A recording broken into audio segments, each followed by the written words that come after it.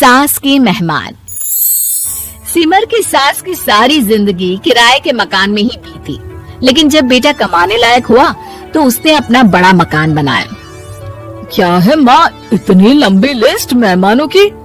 गृह प्रवेश है सिर्फ, शादी में तो तुमने इन लोगों को बुलाया ही था ना। अरे बेटा, तुम्हारे पिता और मैंने तो सारा आजीवन घर नहीं बनाया, ये सोचकर कि पैसा घर में लगा देंगे तो तुझे कहाँ से पढ़ाएंगे। अब बेटा, घर जैसी खुशी में मैं उन लोगों को कैसे भूल जाऊं जिन लोगों के साथ मैंने पूरा जीवन काटा। तभी वहाँ बहू आ जाती है। क्या माँ जी, कैसी बात कर रही हैं?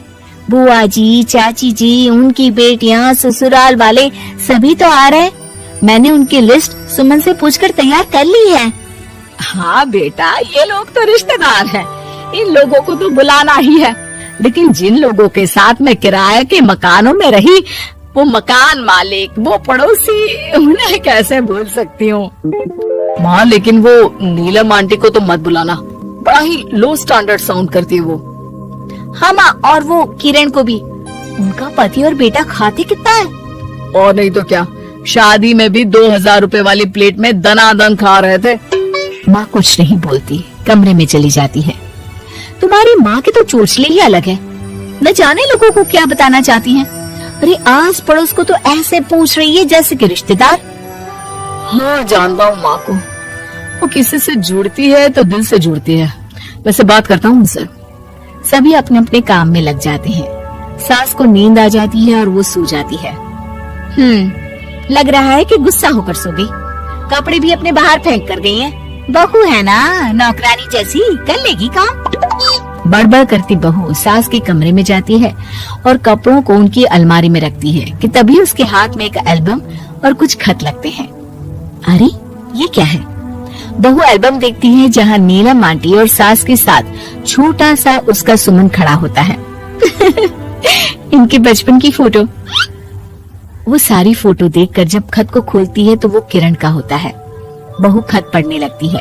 खत में लिखा होता है, तू पैसे की चिंता ना कर, सुमन की पढ़ाई में कोई कमी ना हो, हम पड़ोसी नहीं बहने हैं।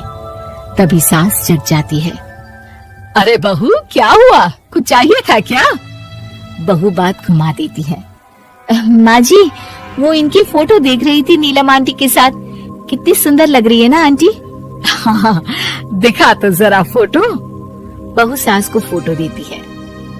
सास फोटो देखकर कहती है, याद आता है, तेरे ससुर जी तो थे नहीं, काम के लिए 10 दिनों के लिए शहर से बाहर गए थे। जब बेटा होने वाला था तब नीलम आंटी और अरुण अंकल ही थे। आंटी बेचारी रात भर मेरे साथ बैठी रही तो अंकल भाग भाग कर दवाई का इंतजाम कर रहे थे। बेटे के होने के बाद भी जब तक मैं घर नहीं आई मेरे पास ही रहे। रिश्तेदार तो आए थे मुंडन में 10 दिनों के बाद। बहू सुनकर खुश होती है। तभी नजर खत पर पड़ती है। माँ, ये किरण आंटी को अपने पैसे वापस कर दिए? हाँ, वो भी समझ कैसे कैसे किए मैं ही जानती हूँ। सुमन की पढ़ाई के लिए पैसों की जरूरत थी। रिश्तेदारों ने तो साफ बोल दिया था कि किसी होटल में काम पर लगा दो। कई लोग बर्तन धोने के साथ पढ़ाई करते हैं, लेकिन किरण आंटी, उन्होंने अपने बुढ़ापे के लिए बचाए हुए पैसों को सुमन की पढ़ाई के लिए दे दिए। यानी कि आज ये जो कुछ भी है वो किरण आंटी के कारण ही ना? हाँ बहू, ऐसे ऐसे पड़ोसी हुआ करते थे जो किसी रिश्ते के नाम से नहीं बल्कि अपनेपन से भरे थे।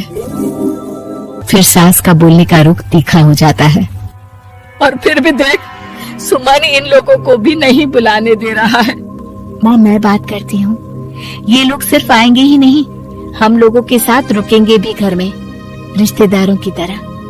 सास बहू बेटे से पूछकर एक एक घर जाकर पड़ोसियों को एक दिन रहने का न्योता दे आते हैं। और फिर वो दिन भी आ जाता है जब घर में गृह प्रवेश होता है। अरे हम लोगों का कमरा कहाँ है? बड़ा कमरा देना हम लोगों को, खुला खुला। सुमन परेशान हो जाता है कि वो क्या करे, कहाँ किसका सामान रखे, कि वहीं किरण पड़ोसन आ जाती है। अरे सुमन, परेशान ना हो बेटा, हमारे कमरे में रख दो उन लोगों का सामान, हम तो तेरी माँ के साथ ड्राइंग रूम में एडजस्ट हो जाएंगे। और हमारा कमरा कहाँ है?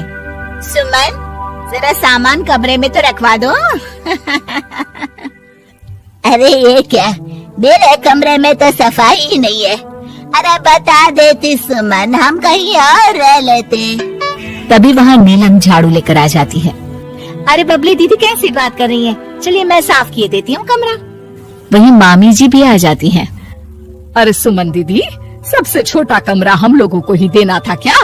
मायके की कोई परवाह नहीं है। वो मामी जी, किरण आंटी और नीलम आंटी की फैमिली एक ही कमरे में है ना, तो इसलिए आप और मामा दो ही तो लोग हैं। तो मामी तो बहू के मुंह से ये बात सुनकर गुस्से से लाल पीली हो जाती है। अरे वाह जी वाह, बहू की जुबान तो देखो कितना बोल रही है। इतना बोलने वाली बहुएं भी होती है क्या? अरे रहने दो, जब मेरी बहन ने ही मेरे बारे में नहीं सोचा तो किसी और से क्या उम्मीद करें। दोनों सामान पैक करके घर से निकल ही रहे होते हैं कि नीलम आ जाती है। अरे राकेश भैया, मैं भी सुमन की तरह ही तो हूँ। आप तो हम लोगों को इतने साल से जानते हैं। हाँ, तुम लोग तो मेरी बहन से चिपकी रही गोंद की तरह। खैर कोई बात नहीं, रहो बड़े कमरे में। तभी अरुण वहाँ आ जाता है, जो नीलम का पति है। अरे भाई साहब, थोड़ा तो वक्त दीजिए, हम सारे छोटे कमरे में शिफ्ट हो रहे हैं। सारे पड़ोसी छोटे कमरे में चले जाते हैं और मामा मामी बड़े कमरे में। बहू चाची के कमरे से बाहर निकल रही होती है कि देखो कैसे बड़ा मकान बनाकर इतरा रही है। अरे जब हम लोगों ने कहा था कि घर बनवा लो, तब तो लड़के को पढ़ाने की पड़ी थी। इतना पैसा रखी थी, महंगे कॉलेज में पढ़ाया, तब बात मानी होती तो सस्ते में मकान बन जाता।